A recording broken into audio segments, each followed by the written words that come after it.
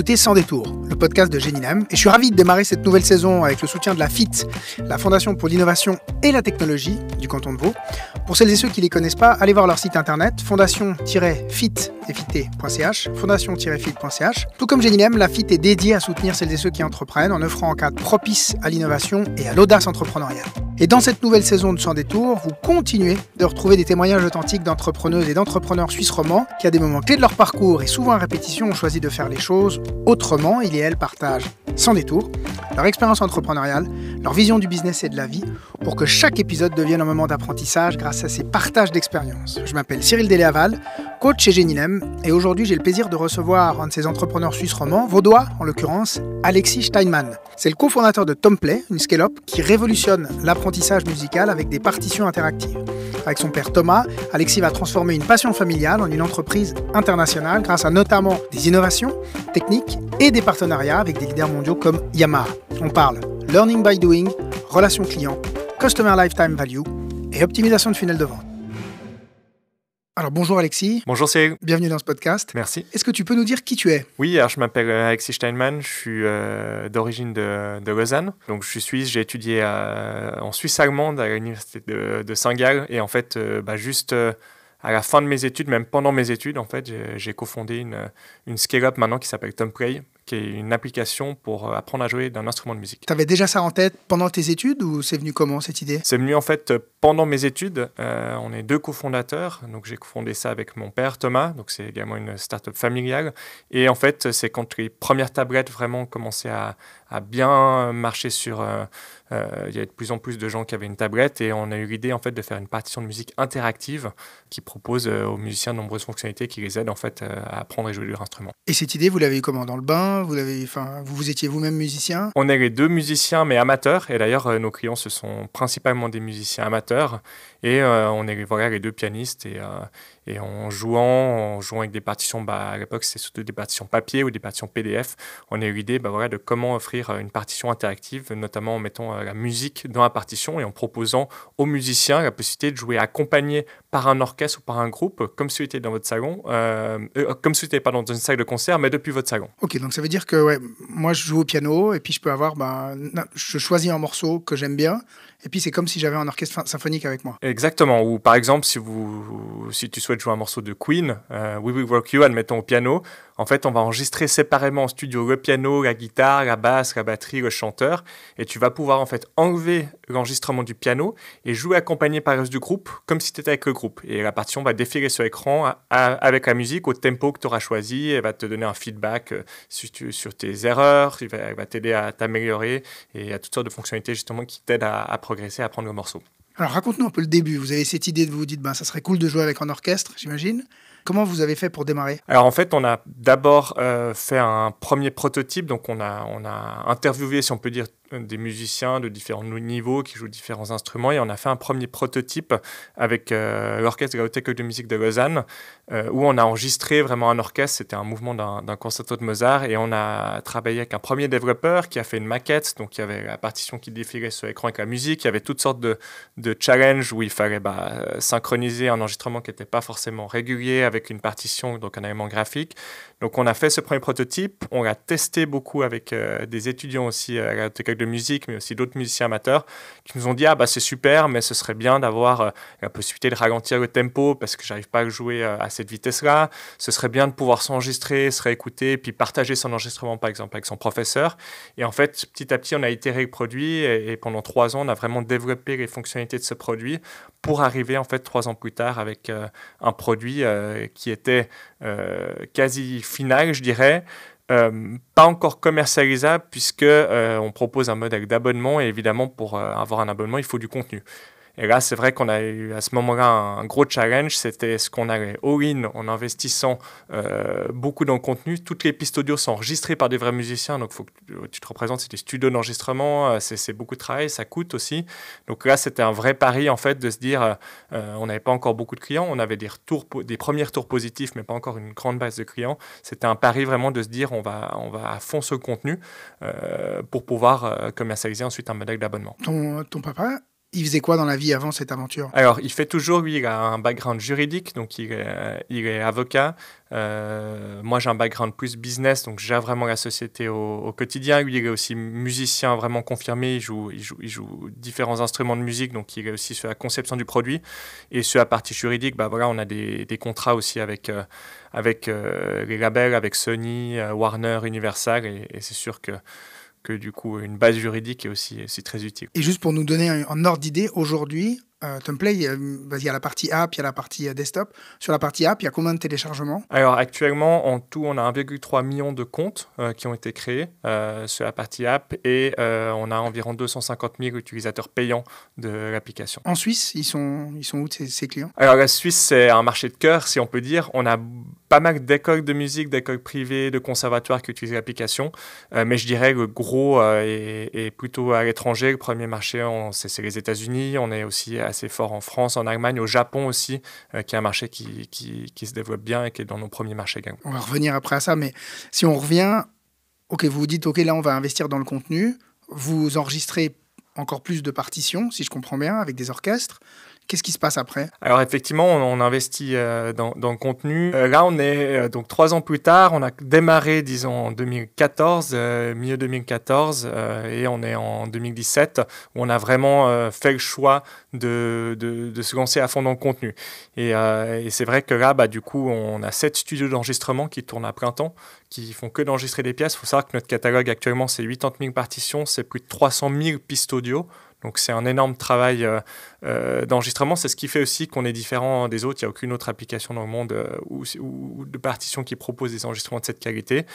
Et voilà, c'était un gros travail. C'était aussi un gros risque parce qu'encore une fois, on avait une base de clients qui grandissait petit à petit, mais on avait encore peu de contenu. Et c'est vrai que pour s'abonner à un service, en plus, on présente tous les instruments. Il faut avoir plusieurs centaines au moins de morceaux par instrument.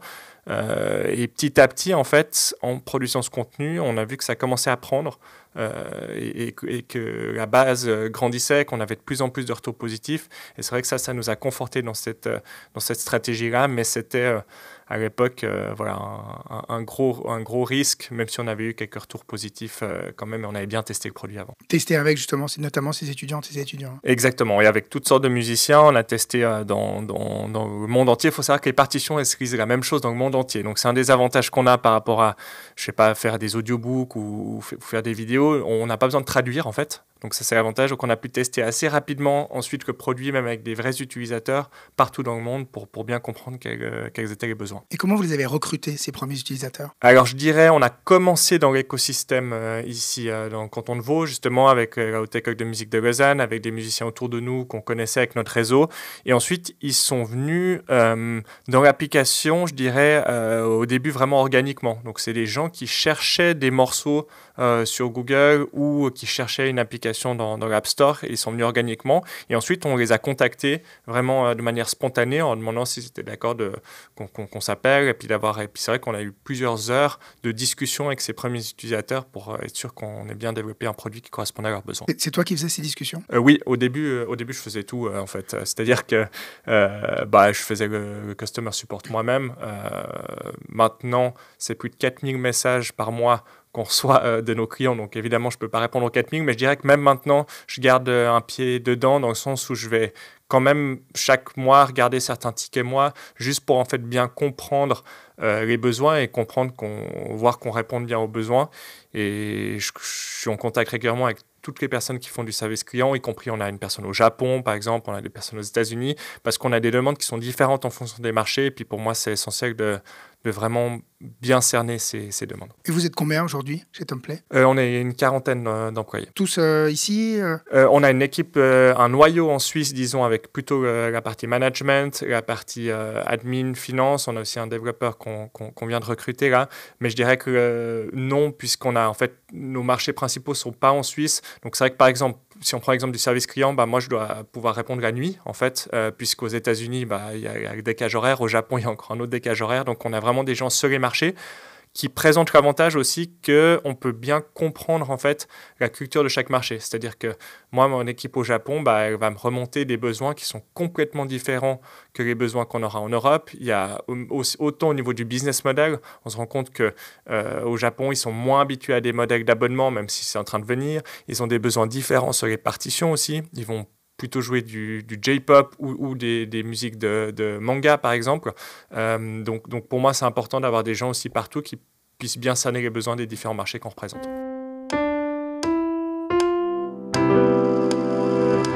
Et alors justement, tu peux nous raconter comment vous commencez ici avec des bêta-testeurs presque sur Lausanne, et puis aujourd'hui, il y a cette boîte qui est quasiment mondiale. Comment vous avez fait l'acquisition des premiers clients, puis ils étaient où ces clients? Alors je dirais que les tout premiers, ils étaient par ici, puis c'était des gens qu'on connaissait, et puis qui nous aidaient, et puis qui étaient contents de participer. Et effectivement, comme tu l'as dit, on a gardé, on a un noyau à Lausanne où on teste. Ce noyau, il est toujours là, donc on collabore étroitement avec pas seulement la Haute École de musique de Lausanne, mais avec d'autres écoles autour. Donc ça, on a vraiment gardé ce noyau ici qui nous permet ensuite de tester des solutions qu'on va lancer dans d'autres pays aussi. Et nos premiers clients ensuite à l'international, ça s'est vraiment fait un peu de fil en aiguille. On a sorti de plus en plus de morceaux. Et on a eu les tout premiers utilisateurs qui en ont parlé aussi autour d'eux.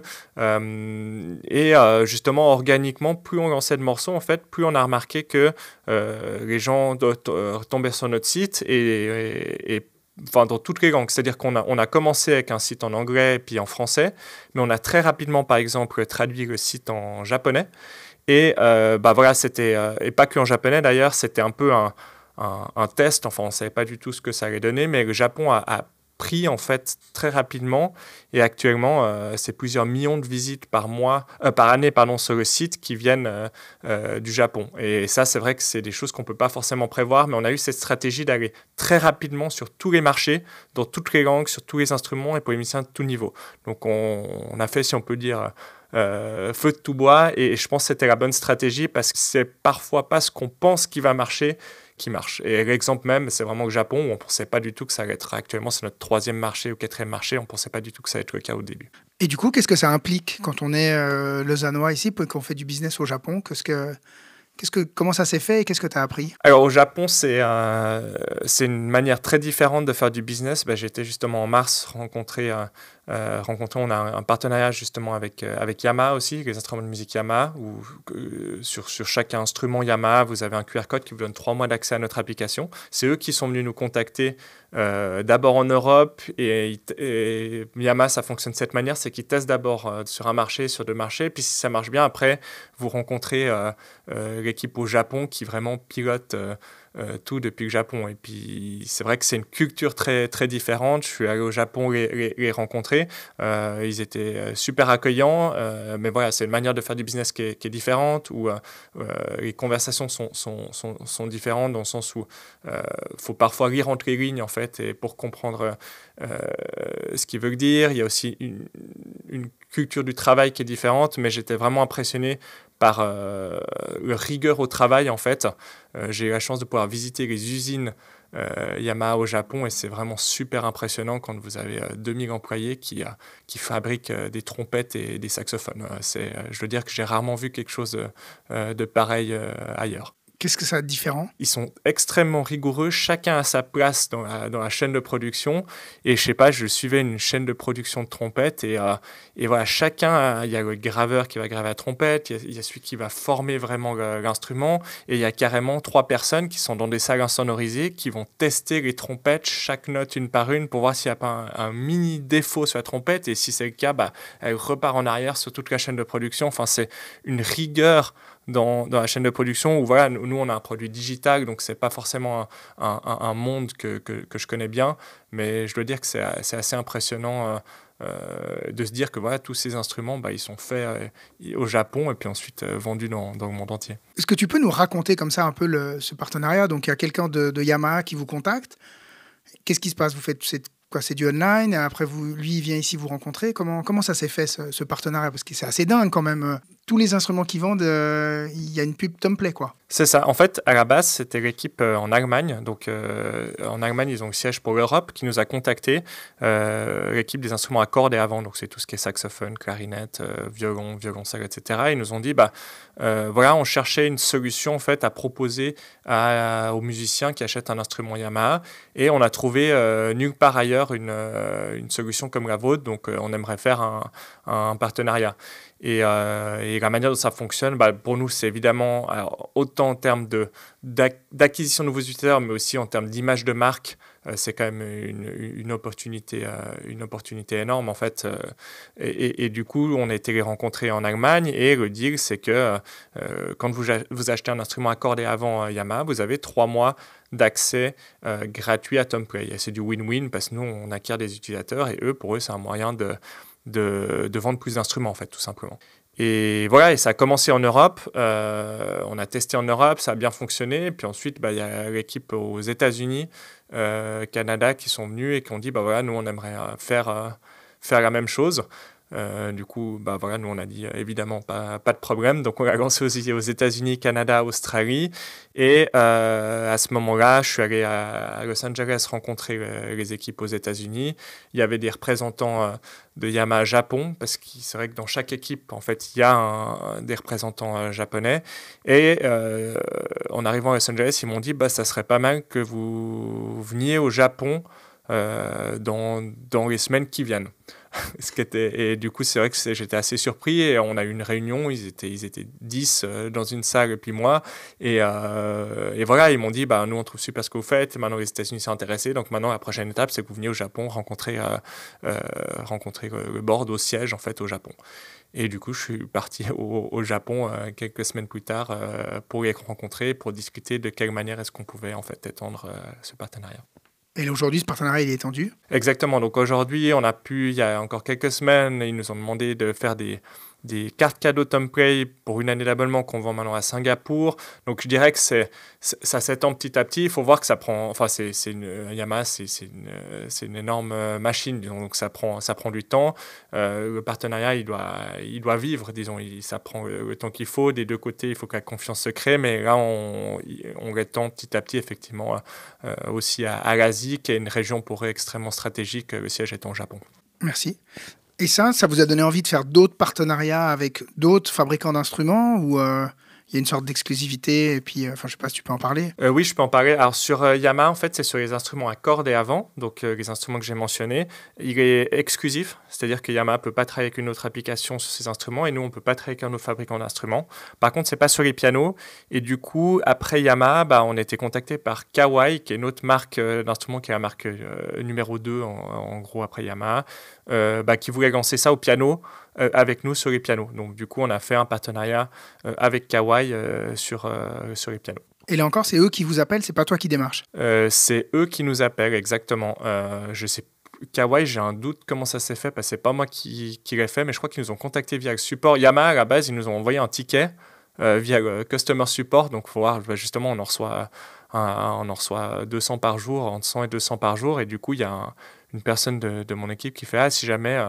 il y a Yamaha qui a écrit, qui est intéressé à discuter. Donc voilà, ça s'est fait comme ça. Et je crois que Kawai, c'était pareil. D'où l'importance de bien maîtriser son D'où l'importance de suivre les tickets de temps en temps. Ouais. Et alors, à part ce funnel d'acquisition à travers ce partenariat, comment est-ce que vous recrutez les autres clients ? Alors, on fait beaucoup justement d'organique, donc de SEO, de Search Engine Optimization sur Google. Je dirais que ça, c'est notre canal principal où chaque année, c'est environ 4 à 5 millions de visites organiques sur le site. Donc, c'est des gens qui cherchent des morceaux, en fait, et qui vont taper, je sais pas, Pirates des Caraïbes, partition piano, et qui vont tomber chez nous. On a un blog aussi, on fait beaucoup d'organique. Ça, je dirais que c'est le canal numéro 1. Donc ça, c'est pour un funnel desktop, pas pour le funnel app. Exactement, c'est un funnel desktop, sauf que en fait, on a beaucoup de gens qui viennent sur le mobile, sur le site, et qui ensuite téléchargent l'application. Donc c'est à la fois un funnel, c'est le premier touchpoint est le site et le desktop, effectivement, mais ensuite on les redirige vers le téléchargement de l'application. Et ça, donc comment vous traquez le nombre la conversion de téléchargement d'applications, ou comment ça se passe ? Exactement, donc il y a des solutions. On traque déjà le nombre de personnes qui arrivent sur notre site, ensuite qui prennent on a l'abonnement, en fait, il y a soit une option mensuelle ou annuelle, et il y a un essai gratuit de 14 jours sur l'abonnement annuel. Et nous, on fait environ 80% de notre chiffre d'affaires, 80 à 85% du chiffre d'affaires sur l'abonnement annuel, donc c'est notre produit principal. Et on va déjà traquer, en fait, le taux de conversion en essai gratuit et puis ensuite en client payant sur le site. Et notre objectif, c'est que les gens ils passent par le site pour prendre l'essai gratuit parce que s'ils passent directement dans l'application et prennent un abonnement dans l'application, on doit payer la partie de la commission Apple et Google qui est très élevée. Donc, on a ce funnel qui passe par le site et ensuite, effectivement, comme tu dis justement, on va traquer le nombre de personnes qui rentrent dans l'application et puis ensuite l'utilisation des fonctionnalités dans l'application. Là, c'est principalement de l'organique, du SEO. Vous avez aussi du SEA, donc du payant ou pas ? Oui, on a aussi beaucoup de campagnes payantes. On fait du Facebook Ads, on fait du Google Ads, on fait du Apple Search Ads aussi. Et en fait, on a mis en place ce qui est important dans le SEA pour nous, c'est qu'on doit calculer le retour sur investissement. Et le retour sur investissement, il se calcule en prenant en compte les revenus qu'on va générer immédiatement. Donc, si je prends l'exemple d'un abonné annuel, après 14 jours, il va devenir, on a un taux de conversion en abonné annuel, mais ensuite, on doit aussi prendre en compte la rétention des abonnés. Donc, est-ce que cet abonné, combien d'abonnés, le pourcentage d'abonnés en fait, qui reste en année 1, en année 2, en année 3, et prendre en compte en fait la valeur à vie, la Customer Lifetime Value de nos abonnés. Et on calcule justement le retour sur publicité, donc Return on Ad Spend, basé sur cette valeur à vie. Et voilà, en faisant ce calcul-là, on sait que déjà en année 1, on rentabilise notre investissement. Donc on a un gros budget qui part également en publicité. Et ça, est-ce que tu peux nous expliquer un peu comment comment tu as organisé ces équipes SEO, SEA ? Est-ce que tout est fait à l'interne, tout est fait à l'externe ? Comment c'est organisé ça ? Alors, pour la partie SEO, on a tout fait à l'interne. C'est moi qui me suis formé en fait depuis le début sur la partie SEO. J'ai lu plein de trucs dessus. Faut voir que c'est pas une science infuse. Hein. C'est-à-dire que des fois vous faites quelque chose et ça donne rien, et des fois vous faites autre chose en pensant que ça va rien donner et puis ça génère beaucoup de trafic. Donc, faut être patient pour la partie SEO. Ça prend du temps aussi jusqu'à que ça rapporte quelque chose. Mais c'est moi qui me suis formé, c'est toujours moi qui suis la partie SEO et j'ai jamais voulu travailler avec une agence pour ça parce que c'est trop important en fait dans notre business.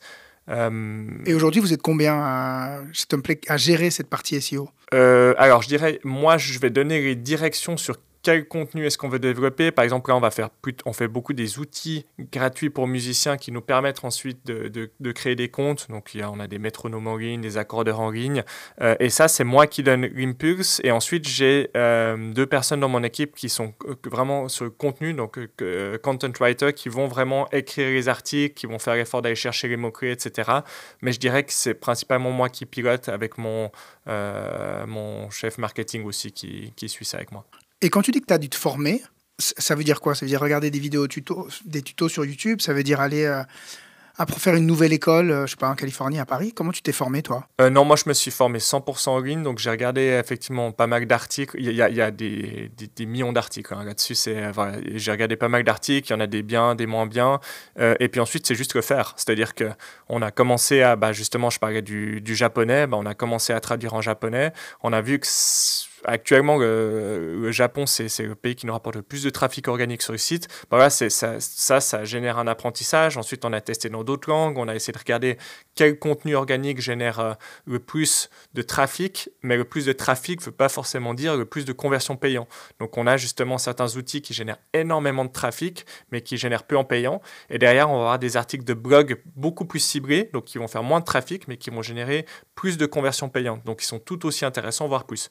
Et ça, c'est des choses que j'ai appris tout simplement en le faisant, en fait. À l'ancienne. À l'ancienne, exactement. Learning by doing. Exactement. Est-ce que tu as un ou deux, peut-être, tips ou des outils à recommander pour des auditrices ou des auditeurs qui ont des business online comme ça, puis qui veulent mesurer le CAC, la lifetime value, des choses comme ça, ou ces conversions ? Vous utilisez quoi comme outil qui fonctionne bien ? Si tu peux partager, évidemment. Hein. Oui, bien sûr.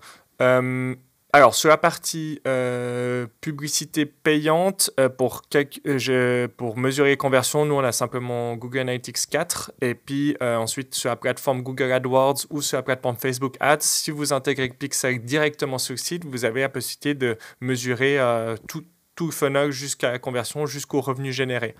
Ça, c'est pour la partie publicitaire. Et ensuite, sur la partie publicitaire, nous, comme on a différentes plateformes de pub, donc on a Facebook, on a Google AdWords, on l'a agrégé en fait dans un outil qui s'appelle Data Studio, qui est un outil créé par Google qui permet justement de faire des rapports customisés. Ça, je dirais, ça peut venir un peu plus tard pour faire des rapports peut-être un petit peu plus poussés. Et ensuite, sur la partie publicité, je ne crois pas qu'on utilise d'autres outils.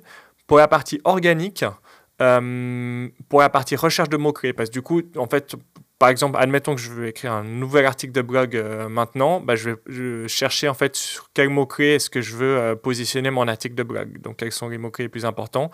Et là, nous, on utilise, soit vous pouvez le faire gratuitement avec l'outil, sur Google Ads, vous avez un outil qui s'appelle Google Keywords Planner, où vous rentrez des mots-clés et il vous donne des estimations du trafic, de la concurrence et des idées de mots-clés. Donc ça peut être fait gratuitement. Nous, on utilise un autre outil qu'on paye qui s'appelle Ahref et qui permet en fait aussi de faire des analyses plus poussées sur les mots-clés dans différents pays et de suivre ces mots-clés sur la durée pour voir effectivement si l'article il commence à générer du trafic ou pas. Donc ça, c'est les outils principaux qu'on utilise, je dirais, oui. Merci. Et la lifetime value, comment tu la suis? Alors, la Customer Lifetime Value, c'est notre formule. Donc, en fait, on a calculé, on a pris le revenu en fait, immédiatement généré par un abonné. Et ensuite, on a pris les taux de rétention à 1 an, 2 ans, 3 ans. Et on rajoute d'autres facteurs, en fait, dans la Customer Lifetime Value. Il y a un facteur de bouche à oreille. Ça, on l'a mesuré en faisant un sondage envers notre base d'abonnés pour savoir quel était le pourcentage d'abonnés qui étaient référés par des amis ou par la famille ou par un professeur qui pour nous est le facteur bouche-oreille. Et il y a des facteurs aussi d'upselling. Par exemple, si une personne achète d'abord une partition, vous pouvez aussi acheter à l'unité des partitions. On a beaucoup de gens qui achètent d'abord une partition et qui ensuite s'abonnent. Donc ça, évidemment, on doit prendre en compte dans la customer value des acheteurs et des abonnés. Donc ça, c'est vraiment notre formule.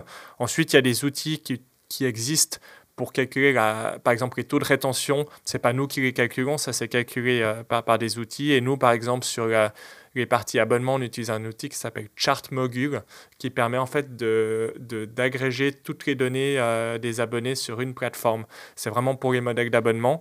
Et pour nous, c'est important parce qu'on vend via 4 canaux, en fait. On vend sur le site où on a Stripe pour les cartes de crédit et PayPal. Et ensuite, on vend dans l'Apple App Store avec le système Apple et sur Google Play avec le système Google. Donc, l'idée, c'est d'agréger toutes ces données pour avoir des taux de rétention qui soient représentatifs. Donc, vous avez un méga fichier Excel ou un truc comme ça où vous mettez tout ça dedans? Alors, c'est fait justement par ce programme. Et en fait, c'est une API qu'on a intégrée. Et puis, on a une base de données de notre côté avec effectivement tous les abonnés et tout. Donc, on calcule tout nous. Et ensuite, on envoie ces données via l'API de Chartmogul, qui est le software qu'on utilise pour ensuite agréger ça dans une vue unique. Et là aussi, c'est toi qui suis ces enjeux-là? Indirectement, oui. C'est-à-dire que l'intégration dans Chartmogul et tout ça, c'est pas moi qui l'a fait. Enfin, c'est mes développeurs qui le font. Par contre, moi, je regarde la plateforme pratiquement tous les jours. Enfin, pour nous, dans un business comme le nôtre, moi, je dirais, je passe peut-être 80% de mon temps à trouver des moyens d'acquérir des nouveaux utilisateurs dans le haut du funnel, améliorer le taux de conversion gratuit payant, et trouver des moyens d'augmenter les taux de rétention. Je dirais que si je devais résumer mon job en une phrase, ça serait ça.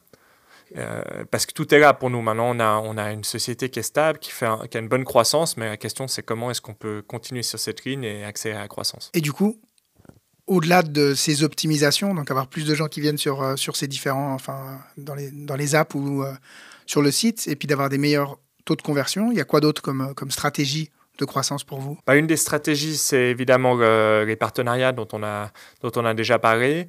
Ensuite, il y a la partie, on en a un peu moins parlé, mais la partie ASO, donc c'est tout ce qui est recherche organique sur les stores directement. Donc le SEO, ça va être ce qui va être sur les moteurs de recherche, donc les recherches Google. L'ASO, c'est une personne qui va rechercher directement dans l'App Store ou dans le Google Play Store.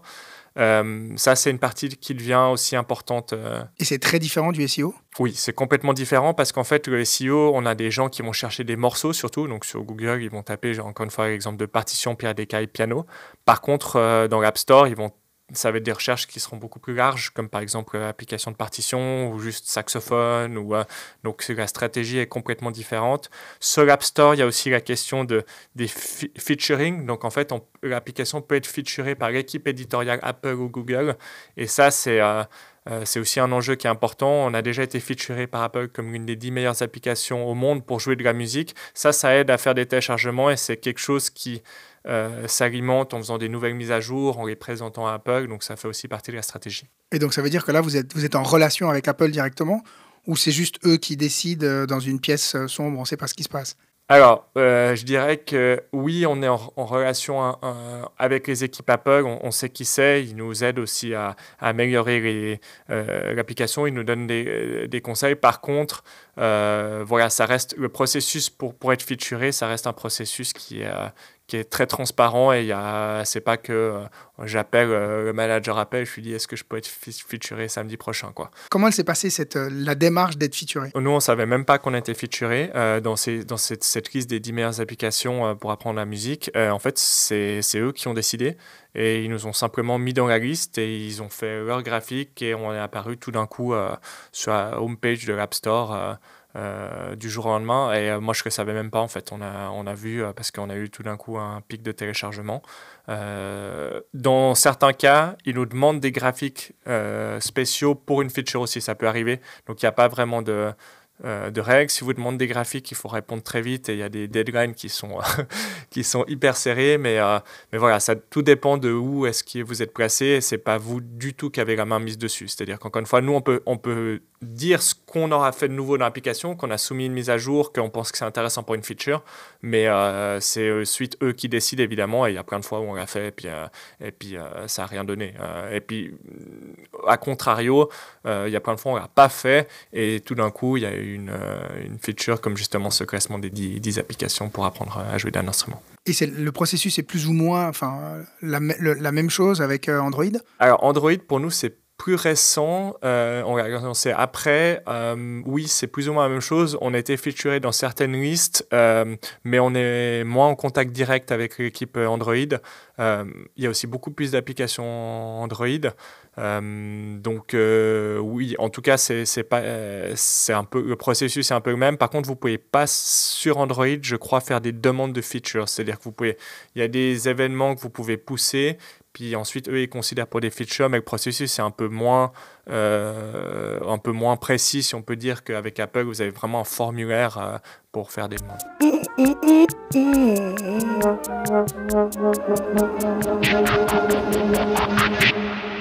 La suite pour Tomplay, c'est quoi? Alors la suite, c'est que maintenant, donc, la société, elle est rentable, on a une bonne croissance et je dirais justement tout challenge pour nous, c'est de continuer à accélérer cette croissance-là. On a aussi des nouveaux produits qu'on est en train de développer, pour lesquels on a les financements de la Confédération, qui sont des produits plus pour les débutants complets. Donc on a remarqué qu'on a énormément de débutants complets qui n'ont jamais touché d'un instrument dans l'application. On a beaucoup d'arrangements pour débutants, mais il leur manque un peu le petit pont théorique pour pouvoir accéder à ces arrangements. Donc, on est en train de travailler sur un produit qui est vraiment plus axé débutant et qui leur offre vraiment ce pont et ces notions qui leur manquent pour accéder au catalogue. Et là, c'est pareil. C'est toi ou tes équipes, elles ont parlé avec ces gens-là pour leur faire ce produit ou vous vous êtes dit, tiens, il y a un truc, vous avez une intuition, puis vous le faites? Je dirais c'est un peu des deux, c'est-à-dire qu'on fait des sondages réguliers envers la base d'abonnés et on sait quelles sont les demandes principales de ces abonnés, mais on a aussi vu qu'on a un gros pourcentage de débutants qui s'inscrivent dans l'application.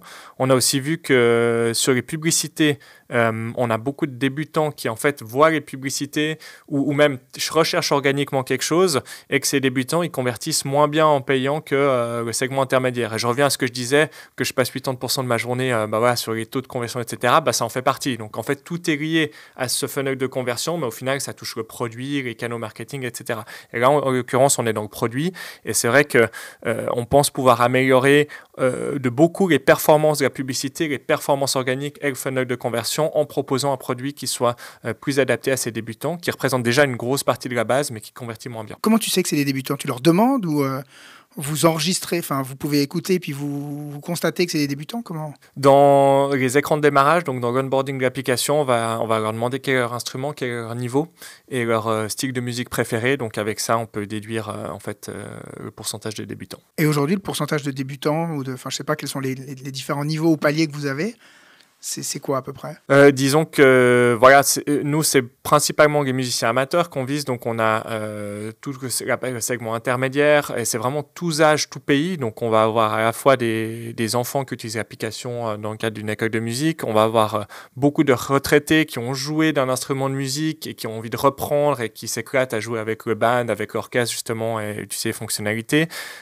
Donc je dirais que c'est vraiment tout niveau, tout style et justement on a une assez large portion des utilisateurs qui sont débutants. On ne communique pas sur les pourcentages exacts, mais disons ça représente une bonne partie de notre base de clients aussi. On comprend ces différents canaux. Est-ce qu'avec la montée en puissance des réseaux sociaux, est-ce que vous êtes aussi présent à travers ces est-ce que vous êtes aussi présent sur les réseaux sociaux? Puis est-ce que ça constitue pour vous aussi des canaux d'acquisition?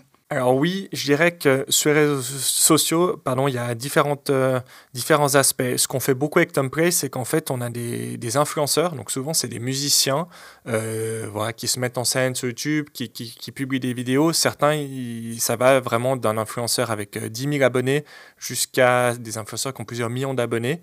Et en fait, on a des deals d'affiliation avec eux où on va leur présenter le produit, on leur donne un accès au produit, ils le testent et s'ils aiment le produit, à ce moment-là, ils vont faire une vidéo sur Tomplay, soit ils vont jouer un morceau comme ils le font d'habitude, mais avec l'application Tomplay et ensuite ils la présentent. Et pour nous, ça marche plutôt bien. Et ensuite, ils touchent en fait une commission sur toutes les ventes qu'ils vont pouvoir générer. Et là encore, comment elle se fait la démarche? C'est un ou deux influenceurs qui vous ont contacté au début, vous constatez que ça marche, vous passez à l'échelle, c'est vous qui avez décidé de faire ça? Comment ça s'est fait? Le premier contrat avec une influenceuse ou un influenceur et puis... Alors je dirais la plupart, c'est quand même nous qui les contactons et on va sélectionner les influenceurs qui nous correspondent. Il faut voir qu'il y a des influenceurs qui ont énormément d'abonnés mais qui ne convertissent pas. Et vice-versa. Donc, en fait, ce n'est pas forcément les influenceurs qui ont des millions d'abonnés qui vont être les plus intéressants. Ils vont coûter plus cher. Ils vont demander aussi un upfront fee, un frais d'entrée, un ticket d'entrée. La plupart le font, mais sur des influenceurs de cette taille, c'est des tickets d'entrée qui peuvent être conséquents. Donc, nous, on va sélectionner les influenceurs qui nous semblent intéressants et qui semblent correspondre à notre audience. Et ensuite, on va les contacter. La plupart, c'est comme ça. Maintenant, c'est vrai qu'on a aussi eu des cas d'influenceurs, de musiciens qui ont, eux, découvert l'application, qui trouvent super et qui l'utilisent maintenant pour faire toutes leurs vidéos, sans qu'on les contacte. Donc, on a aussi ces cas de figure-là. Et ça, c'est toi qui gères ou il y a une équipe à l'interne qui gère ce funnel-là? Non, j'ai une personne à l'interne qui s'occupe des ads sur Facebook et aussi des influenceurs. Donc, c'est lui qui est en charge de contacter les influenceurs. Dans le monde entier? Dans le monde entier, à l'exception du Japon, où on a quelqu'un dédié pour les influenceurs au Japon. C'est différent, le business des influenceurs au Japon et dans le reste du monde? Alors, on découvre le business des influenceurs au Japon parce que c'est plus récent. Au début, au Japon, c'était vraiment que de l'organique. Maintenant, on a quelqu'un au Japon qui fait des publicités au Japon. Donc, avant, on n'avait pas. On a des comptes publicitaires dédiés au Japon. C'est beaucoup sur Yahoo au Japon. Et on a justement cette personne qui fait aussi de l'influenceur marketing au Japon. On a aussi les premiers influenceurs, premiers articles de blog. Ça a l'air d'être similaire, mais c'est encore le début, donc on verra. Et cette personne-là, elle est basée où? Alors, en l'occurrence, ça, c'est une agence, mais une petite agence. Donc, il y a une personne dans l'agence qui travaille avec une autre personne. Ils sont deux. Et il y en a un des deux qui est au Japon, qui est vraiment basé au Japon, justement, pour démarcher les influenceurs. Des fois, ça se fait en face-à-face aussi. Il a déjà rencontré des blogueurs en face-à-face. Et il y a une autre personne qui est aux États-Unis qui pilote l'agence. On comprend vraiment ce projet, cette entreprise qui est maintenant globale. Est-ce que tu peux nous raconter un tout petit peu comment ça s'est fait? Parce que tu as des employés ici, là, des partenaires, des agences, etc. Comment on fait comment tu as fait pour recruter les premières personnes en dehors de Lausanne? Alors, c'est une bonne question. Au tout début, c'était... en fait, quand j'ai lancé Tom Prey, quand on a lancé Tom Prey avec Thomas, c'était... moi, lui est avocat, donc il travaille à 100%. Moi, j'étais directement en charge de gérer la société, y compris de faire recrutement. Donc, c'est vrai qu'au début, c'était pas évident. Enfin, je sortais des études, quoi. J'avais fait un stage de 6 mois chez Nespresso et en même temps, je recrutais les premières personnes chez Tom Prey. Donc, je dirais que au début, j'ai appris par moi-même aussi en cherchant sur Google les meilleurs moyens de faire des entretiens d'embauche, comment recruter, sur quelle plateforme poster. Et on a assez rapidement en fait trouvé des plateformes qui nous permettaient de poster et de recruter des profils à l'international. Il y a des plateformes comme Upwork, par exemple, qui permettent de faire ça. Et voilà, ensuite, je l'ai appris en faisant aussi. C'est-à-dire que les premiers entretiens, c'était pas forcément évident. Quand j'ai commencé, j'avais... je sais pas, 20 ans peut-être, et c'était pas évident d'interviewer un développeur de 40 ans quand vous en avez 20. Mais voilà, j'ai appris aussi pendant les entretiens à voir derrière ce qui est dit, parce qu'évidemment, les entretiens, ils sont pas en personne. Je fais tout en vidéo, donc j'ai appris aussi à voir des lignes et puis à sentir en fait vraiment quel candidat serait idéal. Et c'est vrai que maintenant, ce que je suis tout le temps, c'est vraiment mon instinct. C'est-à-dire que si j'ai un CV qui est vraiment super bien, avec quelqu'un qui a fait un super test technique, mais que j'ai pas le feeling, où il y a quelque chose que je sens qui va pas, et généralement on le sent quand même pendant l'entretien, et j'ai certaines questions qui vont faire que je vais pouvoir aussi le sentir, ou qui sortent un peu le candidat de leur zone de confort. Lesquelles, par exemple? Par exemple, je vais les mettre leur poser des questions pour des situations particulières. Je ne sais pas si un candidat, par exemple, s'entend pas avec un autre développeur et il aimerait pousser son idée, mais l'autre développeur qui est là depuis plus longtemps veut pas. Comment est-ce qu'il réagit? C'est des questions qui sont assez anodines à premier abord, mais en comprenant un peu la manière dont la personne va répondre et va approcher la situation, on arrive quand même à cerner la personnalité du candidat. Et avec ça, ça me permet de sentir effectivement, aussi avec les gestes, le regard, si je me sens bien avec la personne, je sens travailler ou si ce n'est pas le cas. Parce que tu disais, quand tu as commencé ces entretiens, quand tu as 20 ans, qu'on sort de l'école et puis qu'on interviewe en dev de 40 ans, tu disais que c'était pas facile. C'est quoi qui était pas facile? Tu te sentais dans une situation d'imposteur? Tu savais pas comment juger? C'était quoi pourquoi c'était pas confortable pour toi? Non, je pense pas que je me sentais dans une situation d'imposteur, parce que voilà, on avait cette boîte, moi j'étais le CEO de la boîte, le cofondateur, donc je me sentais pas comme un imposteur. Par contre, c'est vrai que j'avais en face des gens qui avaient 25 ans, 30 ans de plus d'expérience que moi. Donc, disons, il faut manœuvrer l'entretien d'une manière où voilà, on met au clair, voilà, et ce sera moi au début, c'est moi qui gérais tous ces gens directement. Donc il y a une question de rapport d'autorité aussi qui doit être clair. Et je sais qu'il y a certains profils où je pouvais sentir pendant l'entretien qu'ils auraient potentiellement un problème à être managés par une personne 30 ans plus jeune. Et je le comprends complètement, hein, mais du coup, c'est sûr que c'est important de le comprendre à l'entretien et puis pas après. Comment tu le comprends, ça? C'est que de l'instinct? C'est des gestes, des paroles, justement sur certaines questions. Ça m'est arrivé d'avoir pendant des entretiens. Moi, j'aime bien les gens qui sont proactifs et qui ont regardé le site. Et ça, c'est une question qui pour moi est rédhibitoire. Moi, je regarde tout de suite si la personne, je vais lui demander, imagine, je suis un ami à toi et tu dois me vendre Tom Prey, comment est-ce que tu me le vends? Et il y a des gens qui ont fait l'effort d'aller regarder les fonctionnalités, qui ont même téléchargé l'application. J'ai des gens qui ont passé des heures à jouer avec et qui aiment pas vraiment le produit. Et ça, par exemple, c'est un aspect super important. Il faut être musicien pour travailler chez vous? Oui, on n'a que des musiciens. Musicien veut dire avoir joué d'un instrument de musique. C'est pas forcément des gens qui jouent beaucoup ou il n'y a pas de niveau de compétence requis. Enfin, ça dépend des postes. Évidemment, il y a des postes qui sont musicaux, mais pour les postes non musicaux, style dans le marketing, mais on va quand même chercher quelqu'un qui comprend le produit et du coup qui a déjà joué de la musique. Ça amène aussi une certaine rigueur, non, la musique? Oui, alors ça amène plein de choses, la musique, et c'est peut-être aussi je parlais des 80% sur le marketing et sur le funnel, il y a aussi, pour moi, un aspect qui est très important, c'est en fait de démontrer, pour nous, les concurrents, c'est pas les autres applications qui sont sur le marché. Les concurrents, c'est en fait toutes les personnes qui ont envie d'essayer, mais qui essayent pas, qui ont joué d'un instrument, mais qui ont arrêté parce qu'ils sont découragés, parce qu'ils ont eu un professeur qui les motivait pas à jouer. Et moi, et c'est peut-être la mission qu'on a avec Thomas, avec Tom Cray, c'est que tout le monde puisse jouer de la musique, peu importe où vous êtes dans le monde. On parlait du Japon, on a plein d'utilisateurs en Amérique du Sud aussi. Peu importe votre niveau, il y a plein de bienfaits de jouer de la musique. C'est bien pour la rigueur, c'est bien pour la mémoire, ça vous permet de déconnecter de tout le reste. Donc, il y a vraiment, je dirais que notre mission, c'est vraiment ça. Et au-delà de tout ce qui est conversion et tout ça, qui fait agrandir le business, c'est vraiment la mission qu'on a avec Tom Cray, c'est que tout le monde ose essayer de jouer, peu importe leur niveau et l'instrument qu'ils jouent en fait. Merci de partager sur cette mission aussi, et cette mission justement qui vous porte et la croissance que vous avez. Moi, je me pose une question sur les investissements. Vous avez tout fait en fonds propres, vous avez fait rentrer des investisseurs. Tu peux nous en dire plus sur ça? Oui, alors on n'a pas fait rentrer d'investisseurs externes pour l'instant. On a fait en fonds propres, donc on a mis Thomas et moi notre argent dans la société. On a eu la chance aussi de pouvoir bénéficier de beaucoup de grants, de subsides du canton en fait, de Vaud avec le SPI. On a gagné aussi il y a quelques années le prix PERG, on a gagné Mass Challenge, et tout ça, ça nous a permis de nous financer. C'est pour ça que tu faisais ces concours à l'époque? C'était pour gagner de l'argent? C'était pour apprendre? C'était quoi? Non, alors évidemment, quand vous êtes au tout début et puis qu'il y a encore peu d'argent, ça fait toujours du bien d'avoir quelques dizaines de milliers de francs de plus pour se développer. Mais je dirais on le faisait aussi pour la visibilité, c'était important. Et je dirais qu'on a la chance ici dans le canton de bénéficier d'un écosystème qui est vraiment extraordinaire. Enfin, moi, j'ai vu ça nulle part ailleurs, et quand j'en discute avec d'autres entrepreneurs, c'est unique. Donc on le fait. Alors, évidemment, il y a la question monétaire qui est importante, mais pour la visibilité, et puis c'est important d'être dans cet écosystème pour aussi discuter et puis rencontrer d'autres entrepreneurs. Parce qu'aujourd'hui, tu n'es plus basé ici. Hein.